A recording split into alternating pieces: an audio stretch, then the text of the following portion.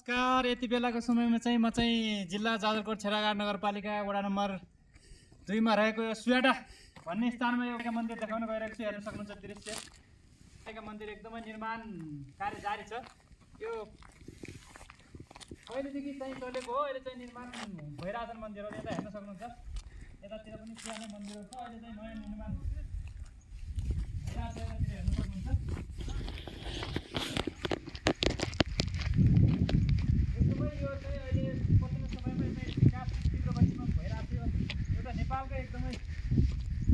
नेपाललाई एकदम पर्यटकीय स्थलको रूपमा चिनाउनको लागि एकदमै सुन्दर हेर्न सक्नुहुन्छ। यहाँ भन्ने स्थानमा अहिलेको यो जाजरकोटको सिमानामा रहेको छ। हेर्न सक्नुहुन्छ दर्शकबिनहरू, तपाईँले यहाँ आएर एकदमै दर्शन गर्न सक्नुहुन्छ। यहाँको एकदमै चिसो हावापानी हिउँ पनि छ। डालीगुना चारैतिर फुलेको है, एकदमै रमणीय हेर्न सक्नुहुन्छ है दर्शकबिनहरू। एकदमै मन्दिरहरू हेर्न सक्नुहुन्छ। एकदमै बढीमालीका माथि लेकमा रहेको छ, एउटा माथि हेर्न सक्नुहुन्छ।